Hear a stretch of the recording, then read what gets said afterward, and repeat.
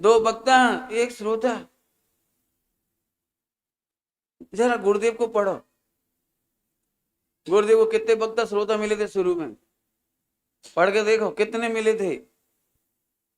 मैं सच कहता हूं, मेरे तो रोंगटे खड़े हो जाते हैं जिस समय गुरुदेव अकेले थे और उस समय 4 व्यक्ति थे, 3-4 व्यक्ति थे मैन ज्यादा मान लो तो 5, और वे 5 व्यक्ति केवल बाहर के व्यवस्थापक थे, सोनगढ़ में रुक नहीं सकते थे, एक एक 2-2 आदमी रुकते थे केवल, और गुरुदेव अकेले रहते थे।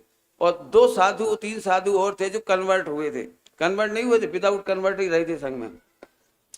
और गुरुदेव की हिम्मत की दात दो, इतनी बड़ी बड़ी 3 प्रतिमाएं मंगा ली थी वहां से जयपुर से, और एक भी दिगंबर का परिचय नहीं, एक भी दिगंबर का परिचय नहीं।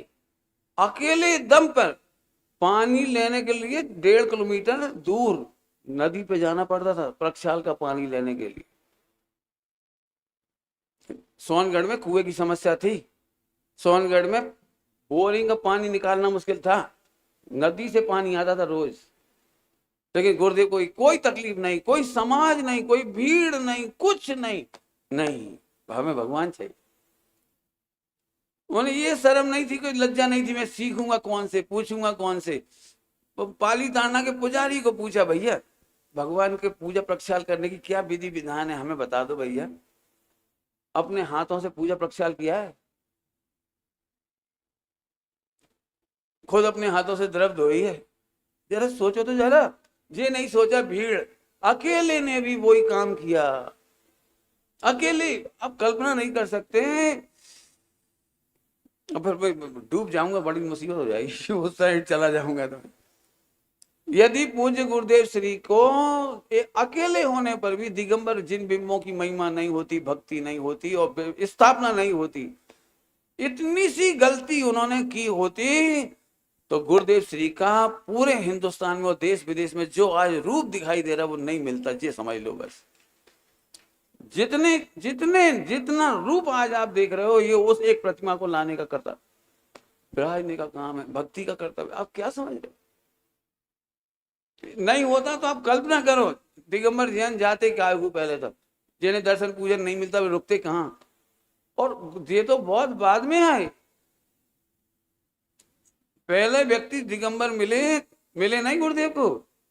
चैन सुखदास जी को सबसे पहले बैन श्री ने देखा, चैन सुखदास जी को बैन श्री ने, भैया हमें प्रतिमा खरीदना है, हम जानते नहीं, हम श्वेतांबर स्थान के वासी, हमें प्रतिमा खरीदना है, कोई हमें बता दो, शुद्ध आ जाए, निर्दोष आ जाए।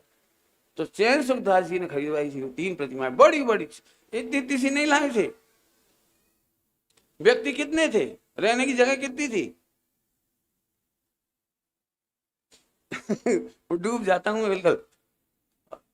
इतना कुछ होने पर भी गुरुदेव के चेहरे पर प्रशंसा सुनकर के उन्हें लगती नहीं थी हमारी प्रशंसा, इसलिए सौम्य दृष्टि थी। कोई निंदा भी बहुत हुई, गुरुदेव श्री की निंदा भी बहुत हुई, रुको, गुरुदेव श्री की निंदा नहीं हुई।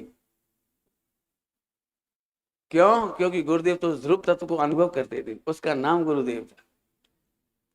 गुरुदेव ने हमेशा कहा, ये मेरी निंदा नहीं कर रहे, मेरी आलोचना नहीं कर रहे, ये इनके अज्ञान की आलोचना है, ये अपने स्वरूप को नहीं जानते इसलिए आलोचना कर रहे, इन्हें सिद्धांत नहीं मालूम इसलिए। शांति पाटिल जी ने उस दिन कहा था ना, गुरुदेव का विरोध किसी ने नहीं किया, सिद्धांतों का अज्ञान होने से विरोध किया। और जिन जिनको ज्ञान होता चला गया वो गुरुदेव के प्रति समर्पित होते चले गए, विद्वानों की लाइन लग गई, विद्वानों की।